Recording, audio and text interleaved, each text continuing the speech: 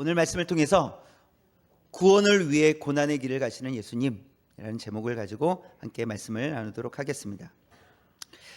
예수님은 이제 십자가를 지시기 전 딱 일주일을 남겨놓으신 상황입니다. 네, 그 상황 속에 오늘 이제 본문이 시작되는 거예요. 딱 일주일. 네, 예수님은 이제 나귀를 타고 예루살렘으로 이제 입성하시고 사람들은 호산나 호산나 이렇게 외치고 있는 것입니다. 사람들은 즐거워서 외칠까요? 슬퍼서 외칠까요? 즐거워서 외치고 있는 거예요. 호산나 호산나라고 이렇게 즐겁게 외치고 있는 거예요. 이런 상황이기에 예수님께서 십자가를 지신다라는 것은 사실 사람들은 생각하지도 못했습니다. 사람들은 이 예수 메시아, 우리를 구원해 주실 메시아가 로마로부터 해방해 줄 거라고 생각을 하고 호산나 호산나 이렇게 외친 거였어요. 그러나 예수님은 그때 십자가를 지시기 위해서 예루살렘에 들어가시는 것이었다는 것이죠. 그래서 지금의 사실 분위기, 호산나 호산나 외치는 분위기는 이제 승리 현장과 같았어요. 승리 현장. 그래서 너무 기뻐하고 이랬죠. 그래서 사람들의 외침과 그들의 표정은 곧 승리를 볼 수 있을 거야, 이런 기대가 있었어요. 그래서 매우 들떠있는 상태였습니다. 그러나 그때 예수님은 십자가를 생각하고 계셨다라는 거예요. 전혀 다른 길을 지금 생각하고 있는 거예요. 사람들은 회복, 그리고 로마로부터의 회복, 뭔가 큰일이 일어날 것 같아, 막 이런 거였죠. 근데 비슷한 느낌을 갖고 있지만 예수님은 로마로부터의 해방이 아니라 십자가의 길을 가시기 위해서 지금 예루살렘을 향해서 걸어가고 계시는 겁니다. 아니, 나귀를 타고 들어가고 계시는 것이죠. 죄로부터의 해방은 곧 죄의 삭은 사망이다, 이렇게 말씀하고 있어요. 그러니까 죄의 삭은 사망이기 때문에 죽음이잖아요. 그래서 죄를 해결하기 위해서는 반드시 무엇이 필요합니까? 죽음이 필요하다는 거예요. 그래서 죄를 해결하시기 위해서 예수님은 지금 십자가의 길, 죽음의 길을 걸어가고 계시다는 것입니다. 사람들이 생각하는 길과 달랐다라는 거예요. 그래서 사람들은 환호성을, 호산나 이러면서 환호성을 지르고 있었지만 예수님은 십자가를 생각하시며 그 길을 걸어가셨다는 것입니다. 그렇다면 예수님께서 우리를 구원하시기 위해 어떻게 하셨을까를 오늘 말씀을 통해서 세 가지 찾아보도록 하겠습니다. 첫 번째, 같이 한번 읽겠습니다. 예수님께서 구원을 주도적으로 성취해 가십니다. 예수님께서는 구원을 주도적으로 성취해 가셨습니다. 오늘 이제 말씀의 배경을 좀 먼저 살펴보면 지도를 보겠습니다. 지도를 보시면 예루살렘이 있고요. 동쪽으로 감람산, 그 다음에 또 동쪽으로 벳바게, 그 다음에 베다니, 이렇게. 감람산은 해발 800m예요. 해발 800m. 예루살렘은 해발 약 700m 돼요. 어디가 더 높아요? 감람산이 100m, 약 100m 정도 높거든요. 자, 여기가 이제 감람산이에요. 실제 사진인데 보시면 무엇처럼 보이나요? 네, 어떤 거 뭐처럼 보여요? 그냥 정답을 맞추시라는 게 아니라 뭐처럼 보이냐고요? 마을처럼 보이니까 마을처럼, 또 집처럼. 네, 여기가 무덤입니다. 무덤. 실제로 무덤이에요. 이제 감람산에 무덤이 이렇게 많아요. 왜 감람산에 무덤이 많냐면, 이제 보세요. 예루살렘보다 한 100m 높아요. 그러면 감람산과 예루살렘의 거리는 약 1km 정도 되거든요. 약 1km. 그러면 감람산에서 예루살렘을 바라보며 예루살렘이 다 보여요. 여기가 더 높기 때문에. 그래서 왜 여기 무덤이 있냐면 예수님께서 재림하시면 가장 먼저 예수님을 보게 될 테니까 여기다 무덤을 만들어 놓은 거예요. 실제 무덤이에요. 다 죽은 사람들의 무덤이에요. 무덤. 네, 저도 가서 꼭 보고 싶네요. 와, 신기하다 이러면서 아직 못 가봐가지고. 네, 그래서 이 감람산이, 그래서 예루살렘에서 감람산까지의 거리는 약 1km 정도 돼요. 예수님은 여기서 예루살렘에서 또 감람산으로 가셔서 기도하시고 이렇게 왔다 갔다 하신 거예요. 네, 여기가 감람산이고, 그 다음에 이제 넘겨주시면 맨 동쪽 파란색 있죠? 거기가 베다니예요. 베다니는 어느 곳이냐면 이 마리아가 사는 곳, 그리고 죽었다 살아난 나사로, 그렇죠? 나사로가 사는 곳이 이 베다니였어요. 그래서 예수님은 베다니에 많이 머무르셨어요. 왜냐하면 거기서 교제하고 그 집에서 머물기도 하셨기 때문에 그래요. 그래서 예루살렘에서 이 베다니까지, 예루살렘에서 베다니까지는 약 3km 정도 돼요. 거리가 약 3km 되고, 자, 그다음에 중간에 노란색으로 벳바게가 나오죠. 오늘 이제 말씀에 등장하는 곳이 벳바게예요. 여기서 제자들을 보내서 나귀를 새끼 나귀를 데리고 와라, 끌고 와라, 나귀 새끼를 끌고 와라, 뭐 이렇게 말씀하신 거예요. 그래서 벳바게. 그래서 지금 말씀의 배경이 되는 곳이 예루살렘, 감람산, 벳바게, 베다니. 약 예루살렘에서 베다니까지는 약 3km. 이게 짧은 거리예요. 여기에서 이제 이 배경을 가지고 시작이 됩니다. 2절 한번 볼까요? 2절 시작. 이르시되 너희는 맞은편 마을로 가라. 그리하면 곧 매인 나귀와 나귀 새끼가 함께 있는 것을 보리니 풀어 내게로 끌고 오라. 벳바게에 계실 때 예수님께서 끌고 와라, 이렇게 말씀하신 거예요. 예수님은 지금 무엇을 하셔야 될지 알고 계셨어요. 본인이 어떤 길을 가셔야 되는지 알고 계셨어요. 그 길이 무엇입니까? 십자가의 길이었어요. 그 십자가의 길을 가시는 데 있어서 예수님은 마지막 일주일을 남겨두신 상황 속에서도 주도적으로 십자가의 길을 걸어가셨다는 거예요. 어쩔 수 없이 가신 것이 아니라 예수님께서 주도적으로 그 십자가의 길을 지금 걸어가고 계시다라는 겁니다. 이게 참 중요합니다. 주도적으로 간다는 것. 그런데 예수님께서 주도적으로 그 고난의 길, 십자가의 길을 걸어가면서 혼자 그 길을 가신 것이 아니라 제자들을 동참시키셨어요. 제자들을 사역에 동참시키셨는데, 그래서 예수님은 맞은편 마을로 가서 나귀와 나귀 새끼를 끌고 와라, 이렇게 예수님께서 제자들을 향해서 말씀하셨죠. 그래서 예수님께서 주도적으로 사역하실 때 예수님은 혼자 사역하지 않으시고 제자들과 함께 사역을 하셨어요. 하나님께서 하시는 일이에요. 하나님께서 혼자 일하셔도 다 하실 수 있으세요. 그럼에도 불구하고 하나님은 하나님의 사람들을 들어서 사용하신다는 거예요. 동참시키신다는 거죠. 당시에 제자들을 보면 사실 제자들은 예수님의 이 사역을 온전히 다 이해하지 못했습니다. 그러니까 십자가와 부활을 온전히 이해하지 못하고 있었어요. 그래서 제자들은 예수님을 따라가고는 있지만 좀 수동적으로 따라가고 있는 중이에요. 적극적으로, 능동적으로 따라가지 못하죠. 그러니까 예수님의 입장에서 보면 제자들이 좀 답답하게 보이실 수도 있으셨어요. 왜 깨닫지 못하느냐? 아직도 깨닫지 못하느냐? 지금 3년 반이 지났거든요. 제자들을 데리고 3년 아니면 3년 반, 길게는 3년 반인데, 그러면 이제 깨달을 때 좀 됐을 텐데, 그럼에도 불구하고 제자들이 온전히 깨닫지 못했단 말이에요. 그래서 좀 답답해 하실 만도 한데, 그러나 예수님은 묵묵히 제자들을 데리고 계속해서 제자들을 사역에 동참시켜 가게 하면서 예수님은 사역을 감당하셨습니다. 이것을 볼 때 우리가 하나님의 말씀을 잘 깨달아야 되겠지만, 그렇지 못할지라도 하나님께서 우리를 기다려주시고 우리를 사용하신다는 거예요. 우리가 다 깨달았기 때문에, 다 알게 되었기 때문에 하나님께서 우리를 쓰시는 것이 아니라, 좀 부족해도, 다 깨닫지 못해도 하나님께서 필요하실 때 우리를 사용하십니다. 근데 우리에게 필요한 게 있어요. 그때 우리에게 필요한 게 뭐냐면 순종이에요. 무엇이 필요하다고요?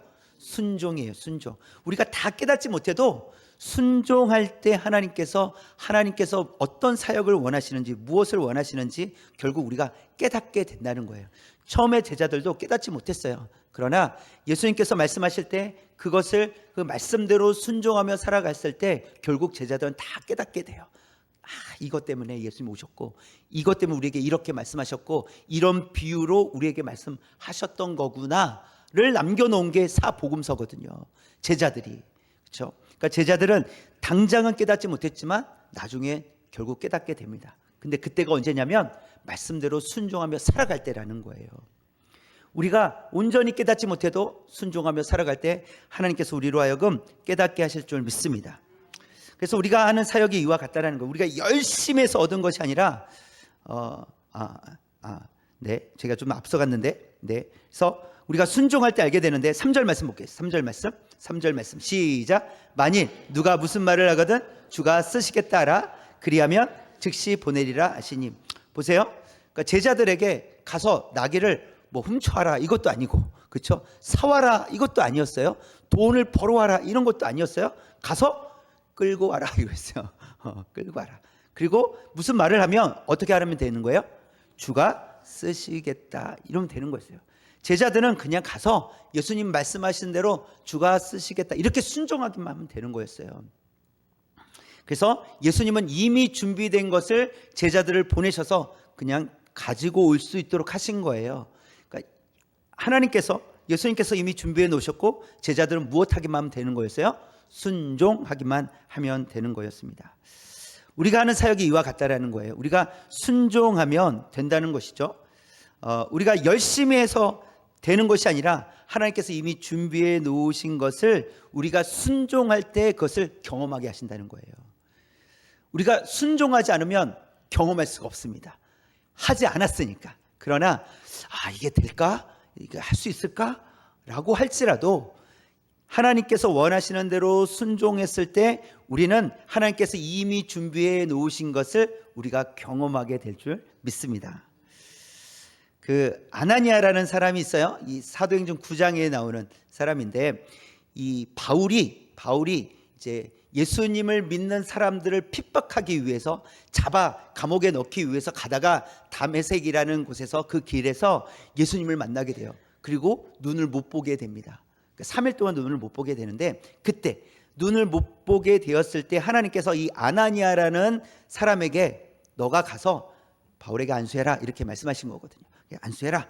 근데 그때 바울은 핍박하는 사람이었잖아요. 예수 믿는 사람들을. 그러니까 아나니아가 좀 근심이 있었어요. 그러나 아나니아는 그럼에도 불구하고 가서 안수를 합니다. 그리고 바울의 눈이 떠지게 돼요.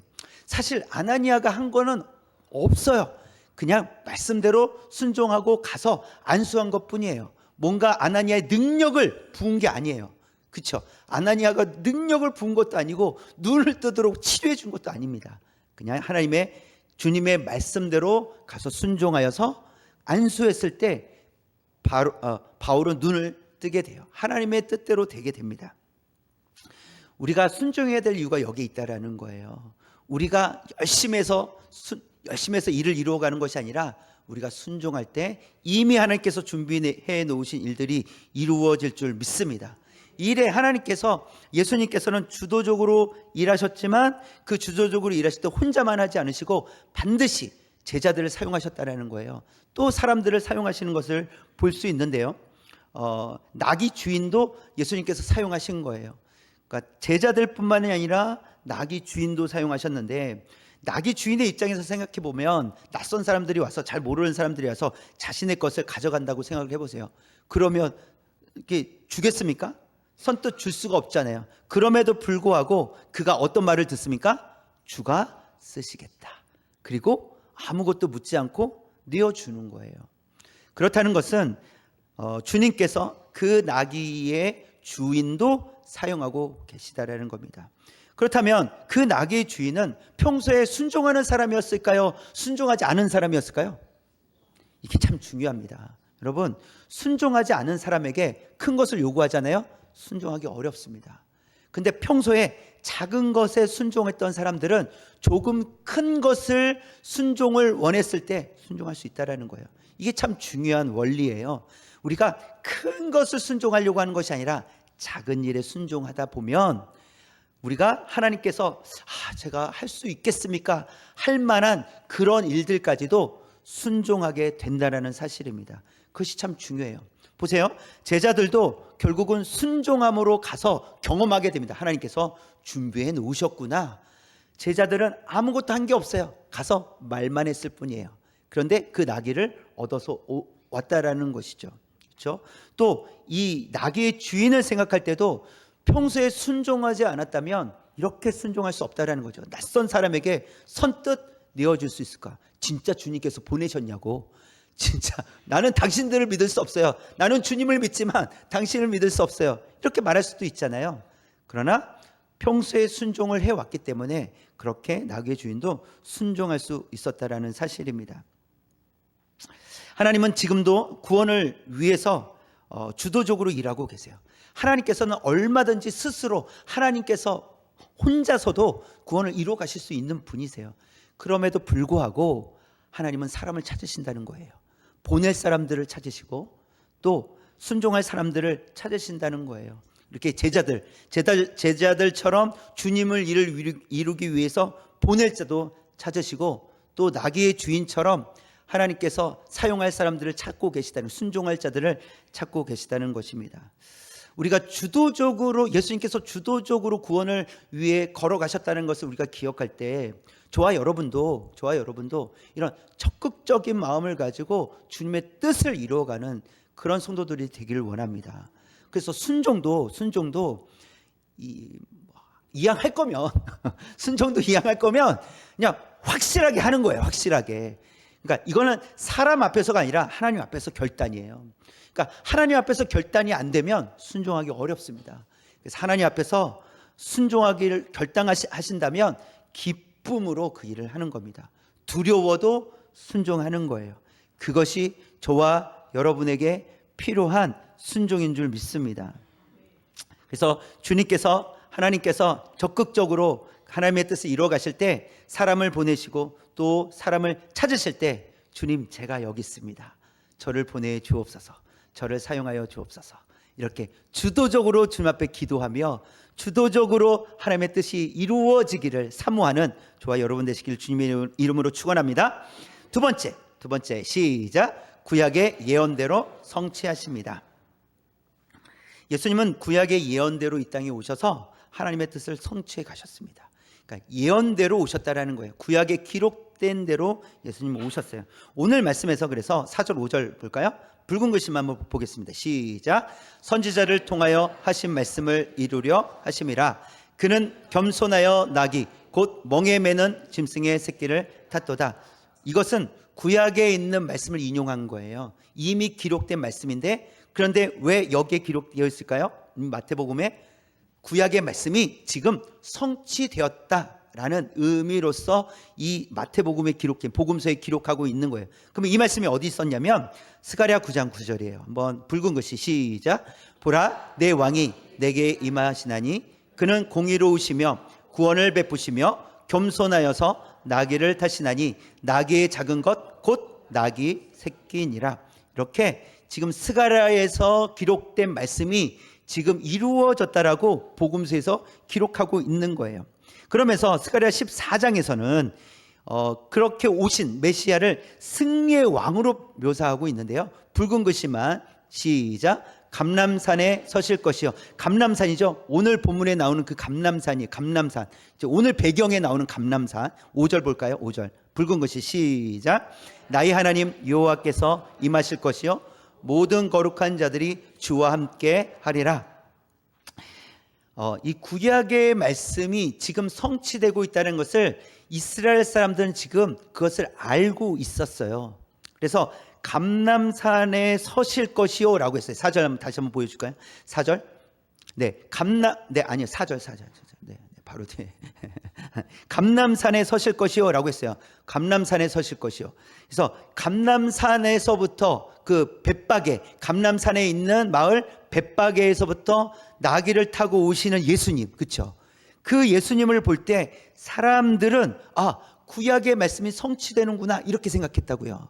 그래서 5절, 스가랴 14장 5절에서 뭐라고 되어 있냐면 거룩한 자들이 주와 함께 하리라 이렇게 돼 있어요. 거룩한 자들이 주와 함께 하리라. 그래서 사람들은 지금 종려나무 가지를 흔들면서 깔면서 어떻게 하고 있어요? 호산나 호산나 하면서 외치고 있다라는 거예요. 거룩한 자들이 주와 함께 하리라. 그 거룩한 자들이 자기들이라고 생각한 거예요. 그래서 외치고 있는 거예요. 정말 하나님의 말씀대로 이루어지는구나 라고 생각하는 거예요. 그래서 사람들은 이때다 생각한 거예요. 이때다, 바로 이때다, 회복될 때다. 그래서 로마로부터 회복이 이루어질 때다 라고 생각한 거예요. 그러나 문제는 그들이 하나님의 뜻을 잘 알지 못했다는 거예요. 구약의 말씀이 성취되고 있다라고 생각은 했지만 하나님의 뜻을 정확하게 알지는 못했어요. 여러분 상황만 보면 하나님의 뜻을 이해한 행동인 것처럼 보입니다. 그러나 그들의 환호 속에 감춰진 야망이 있었다는 거예요. 그것이 무엇이냐면 메시아가 나를 위해 오셔야 된다라고 생각하는 거예요. 나를 위해서 존재해야 된다고 생각하는 거예요. 나를 위해 오셨다 이거예요. 그래서 로마로부터 해방은 하나님의 뜻이 아니거든요. 로마로부터 해방이 아니라 죄와 사망으로부터 해방이 하나님의 뜻이었어요. 근데 사람들은 그 메시아를 보면서 자기들이 생각하는 메시아가 오셨다라고 여기면서도 무엇을 생각해요? 로마로부터 해방, 정치적으로 해방, 나를 해방시켜줄 그런 메시아, 그러니까 나를 위해서 필요한 메시아라고 생각한다라는 거예요. 사실 이것은요, 우리가 기도하는 기도의 내용 속에도 많이 들어있어요. 하나님, 저를 위해서 이거 해달라고, 저를 위해서 저거 해달라고. 우리의 기도가 이런 기도가 많이 있습니다. 그렇다는 것은 나를 위해서 주님이 필요한 거예요. 그런데 성경은 어떻게 이야기하고 계시냐면 주님을 위해서 우리가 필요하다라고 말씀하세요. 그런데 우리는 우리를 위해서 주님이 필요합니다라고 우리가 기도할 때도 이거 나를 위해서 이거 해주셔야 됩니다. 나를 위해서 이걸 해주셔야 된다라고 그렇게 기도하고 있다라는 거예요. 근데 그 모습이 지금 바로 호산나 호산나 외치고 있는 사람들의 모습이라는 거예요. 나를 위해서 오신, 그러나 우리를 위해서 오신 건 맞지만 우리의 삶은 주님을 위한 삶이 되어야 되는데 주님께서 나를 위해서 사셔야 된다고, 나를 위해서 죽으셔야 된다고 이렇게 반대로 생각하고 있었다라는 것입니다. 그러나 주님은 죄로, 로마로부터 해방이 아니라 죄로부터 해방을 위해서 이 땅에 오셨다라는 것입니다. 영적으로 갇힌 자들을 죄와 사망으로부터 해방시켜 주시기 위해서 이 땅에 오셨어요. 이것은 예수님께서 결정하신 것이 아니에요. 이미 하나님께서 구약에서부터, 구약 말씀으로부터 하나님께서 이미 계획하시고 말씀하셨고 계획하셨고 또한 수많은 선지자들을 통해서 하나님께서 외치게 하셨어요. 선포하셨어요. 예언되게 하셨어요. 그리고 예수님께서 성취하신 거예요. 즉 하나님의 말씀대로 되었다라는 겁니다. 예수님도 하나님의 말씀대로 지금 이 길을 걸어가고 계시는 거예요. 지금 예수님은 구약의 예언대로 성취하시기 위해서 예루살렘을 향해서 지금 걸어가고 계시는 겁니다. 베드로전서 1장에 보면 푸른 마르고 꽃은 시드나 주의 말씀은 영원하다 이렇게 기록을 하고 있어요. 이건 이사야서에도, 이사야 40장에도 그렇게 기록을 하고 있습니다. 하나님의 말씀은 영원합니다. 구약에서 선포된 하나님의 말씀, 하나님의 계획, 하나님의 말씀이 구약 선지자들을 통해서 계속해서 선포되었고 결국은 예수님께서 이 땅에 오셔서 그것을 성취하셨다라는 사실입니다. 그리고 중요한 것은 예수님이 생각하시는 대로 그것을 성취해 가신 것이 아니라 하나님께서 이미 계획하신 대로 하나님의 뜻대로 그 일을 성취해 가셨다라는 사실입니다. 저와 여러분도 주님의 뜻을 따라 살아갈 때 내가 생각하는 대로 주님의 뜻이 이루어지는 것이 아니라 주님께서 계획하시고 원하시는 대로 주님의 뜻이 이루어지기를 우리가 헌신하는 거예요. 그래서 나를 위해서 주님이 필요한 것이 아니라 주님을 위해서 하나님 저를 사용하여 주옵소서 이렇게 기도하는 거예요. 주님을 위해서 하나님의 뜻대로 하나님의 말씀대로 성취될 줄 믿사오니 그 성취되는 일 가운데 그 사역 가운데 하나님 저도 사용하여 주옵소서 이렇게 기도하는 거예요. 지금 주님은 이 길을 걸어가고 있다는 거죠. 예수님은 자의적으로 자신의 생각을 가지고 걸어가신 것이 아니라 하나님의 뜻이 이루어지기를, 영원한 하나님 말씀만이 이루어지기를 그 길을 걸어가셨다는 사실입니다. 저와 여러분도 하나님의 뜻을 위해 부름받은 성도가 되었습니다. 그러하기에 우리도 이 길을 믿음으로 또 순종함으로 또 하나님의 말씀이 반드시 성취될 것을 믿음으로 걷는 저와 여러분 되시기를 주님의 이름으로 축원합니다. 세 번째입니다. 세 번째 시작. 하나님의 방식으로 성취하십니다. 사람들은 예수님이 정치적 메시아로 오셨다고 믿고 싶어 했어요. 그래서 즐거워했어요. 근데 제자들도 그 사람들과 다르지 않았습니다. 왜냐하면 제자들이 이미 누가 더 높은 위치에 가는지, 누가 더 높은지, 나는 예수님의 이런 역할 할 거야, 나는 예수님의 저런 역할을 할 거야 이러면서 이미 누가 더 높냐 이런 것을 가지고 논쟁이 있었기 때문에 그렇습니다. 그러니까 제자들도 정신을 못 차리고 있었죠. 그러나 예수님은 사람들이 원하는 방식이 아닌 하나님이 원하시는 방식으로 따르셨습니다. 여러분 일반 사람들이랑 그냥 일반적으로 생각한다면 여러분 나귀를 타고 가는 게 좋겠습니까? 멋진 백마를 타고 가는 게 좋겠습니까? 백마를 타고 멋있잖아요. 이게 폼도 나고 그쵸? 짜 멋있잖아요. 이야 흰 말에다가 말도 그러면 되게 멋지게 생겼지 않을까? 아름답게 생겨 멋지게 잘생기지 않았겠습니까? 그런 말을 딱 타고 가면 좀 이렇게 멋있어 보일 거 아닙니까? 그런데 예수님은 겸손히 나귀를 타셨다는 거예요. 이렇게 하신 이유는 예수님은 하나님의 뜻을 이루고 하나님만을 높여드리시기 위해서 그렇게 나귀를 타셨다는 것입니다. 그것이 예수님의 마음이셨어요. 그렇죠? 이게 하나님의 방식을 따르는 예수님의 마음이었어요.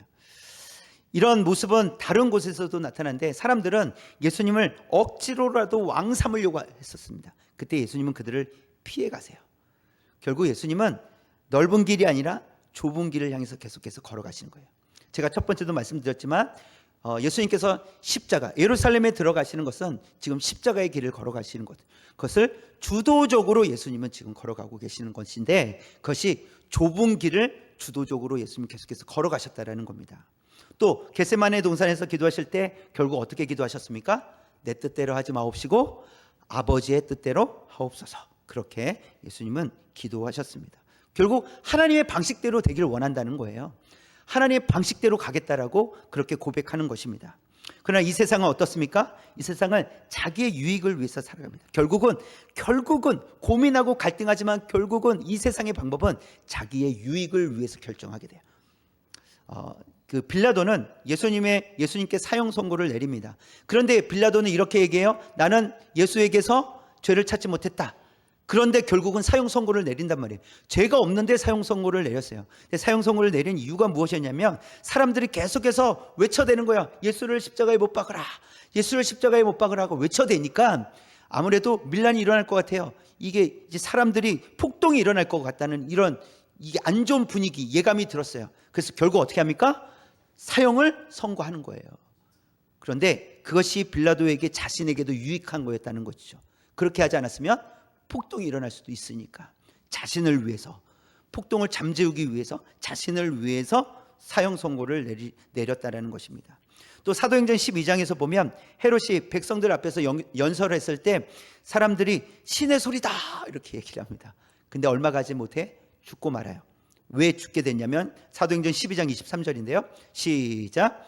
헤롯이 영광을 하나님께로 돌리지 아니하므로 주의 사자가 곧 친히 벌레에게 먹혀 죽으니라.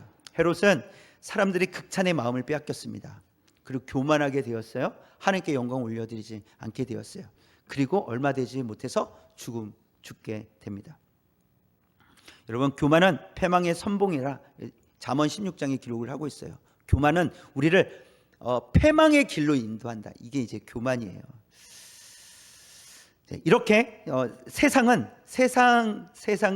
자기의 유익을 위해서 살아가게 됩니다. 자, 그러나 성경에 또 시험에서 이겨낸 믿음의 사람들의 이야기가 나오는데 사도행전 14장에 보면 이제 이 바울과 이 바나바가 이 루스드라라는 곳에서 이제 걷지 못하는 사람을 고치게 됩니다. 그때 사람들이 와가지고 야 당신들은 신입니다. 어떻게 이런 신이 아니면 이런 일을 할 수 없다고 하고 신으로서 이렇게 엎드리고 제사 드리겠다고 하니까 그때 이제 이 14장 사도행전 14장 14절 15절에 이렇게 이야기하고 있는 거예요. 붉은 글씨만 시작. 바나바와 바울이 듣고 옷을 찢고 무리 가운데에 뛰어 들어가서 소리질러 우리도 여러분과 같은 성정을 가진 사람이라. 바나바와 이 바울은 하나님 앞에 두렵고 떨리는 마음으로 계속 서 있었는 거예요. 그래서 결코 교만해지지 않았다라는 것입니다. 이런 겸손함이 누가 드러나시길 원했어요? 하나님이 드러나시길 원했다고요. 주님이 드러나시길 원했다고요.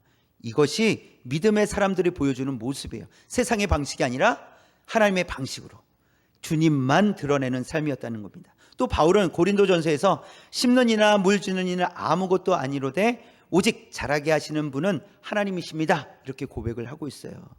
그러니까 심고 물 주는 이가 수고하지만 그건 아무것도 아닙니다. 제가 심었다고 해서 제가 어떤 무엇이 된 것이 아닙니다. 결국 자라게 하시는 분은 하나님이시고 하나님께서 자라게 하실 때 비로소 자라게 됩니다. 심고 물 주는 것은 정말 아무것도 이것 때문에 자라게 되는 것이 아니다라는 것을 고백하고 있어요. 하나님만이 드러나시기를, 하나님의 위대하심만이 드러나시기를 지금 그렇게 고백하고 있는 것입니다. 사람들의 칭찬과 관심을 받는다는 것은 우리를 즐겁게 합니다. 여러분 칭찬 받으면 좋으십니까? 안 좋으십니까? 칭찬 받으면 화가 나시는 분 있으세요? 나한테 왜 칭찬하는지 모르겠어. 그러시면 없으시잖아요. 칭찬은 우리를 기쁘게 합니다. 즐겁게 해요. 너무 당연하죠. 그러나 그 칭찬이 우리를 교만하게 할 수 있다면 그건 조심해야 되는 부분이에요. 그러니까 칭찬받는 것 자체가 문제가 아니라 그 칭찬이 때로는 우리가 칭찬받기 위해서 행동할 수 있다는 거예요. 의도적으로 그 칭찬을 위해서, 사람에게 잘 보이기 위해서 할 수 있다는 것이죠. 헤롯이 그래했고요, 빌라도가 그렇게 했다라는 거예요. 사람들의 지지를 계속 받기 위해서 잘못된 판결을 내리잖아요. 사형 판결을 내리잖아요. 그러나 예수님은 사람들의 환호성을 외면하셨습니다. 그들에게 받을 수 있는 관심과 지지를 외면하셨어요. 이게 예수님께서 사셨던 방식이에요. 또 뿐만 아니라 예수님께서 가신 길은 제자들에게도 외면받게 된 길이었어요. 왜냐하면 제자들이 예수님께서 붙잡혀 가셨을 때 제자들은 어떻게 했어요? 뿔뿔이 흩어지고 맙니다. 베드로는요 부인하죠. 나는 모른다 라고 3번이나 부인하게 됩니다. 그럼에도 불구하고 예수님은 하나님의 방식을 고집하셨습니다. 고난받으셨고 배신당하셨지만 그들의 방식을 취하지 않으셨어요. 하나님의 방식만을 취했습니다. 왜냐하면 하나님의 방식이 가장 완벽하기 때문에 그래요. 지금 보기에는 이게 과연 될까? 이루어질까? 과연 승리할 수 있을까? 정말 주님의 뜻대로 이루어질까? 이런 생각이 들 수도 있어요. 제자들이 그런 마음 아니었겠냐는 거예요. 죽으신다니요? 아니 붙잡혀 가신다니요? 이게 말이 됩니까? 지금 제자들의 분위기는 그런 분위기였어요. 그러나 가장 완벽한 방법이었다는 거죠. 예수님께서 십자가를 지심으로 인해서 결국 저와 여러분이 구원을 얻었습니다. 우리가 완전해져서 온전케 되었다는 거예요. 그리고 그 누구도 우리를 하나님께서 베풀어 주신 이 구원을 빼앗아 갈 수 없게 되었다는 겁니다. 예수님께서 그 일을 하셨기 때문에, 예수님께서 십자가의 길을 걸으셨기 때문에. 여러분 우리가 가는 길은 예수님께서 이미 가신 길입니다. 우리가 그 길을 따라가는 거예요. 그래서 우리의 길은 안전한 길인 줄 믿습니다. 제자들이 볼 때는 야 큰일 났다 하고 흩어졌지만 아닙니다. 그럼에도 불구하고 하나님께서는 그렇게 흩어진 제자들을 다시 모으셨고 성령이 임하셨고 그 제자를 통해서 땅끝까지 복음을 전하게 하셨잖아요. 그래서 예수님께서 가신 길이 가장 안전한 길인 줄 알고 우리도 예수님을 따라가는 그런 주의 성도들이 되기를 원합니다. 그래서 이번 한 주간 고난주간이잖아요. 그래서 우리 고난주간에 주의 말씀을 묵상하면서 저도 하나님의 방식대로 살겠습니다. 저도 예수님께서 걸으신 그 길을 따라 가겠습니다. 그렇게 결단할 수 있는 작은 일에 또 순종하며 주의 말씀만이 이루어지길 원합니다. 이런 심정을 가지고 하나님의 방식대로 되어지길 원합니다. 이 마음을 가지고 고백하며 살아가는 저와 여러분 되시기를 주님의 이름으로 축원합니다. 기도하겠습니다. 사랑의 하나님 감사합니다.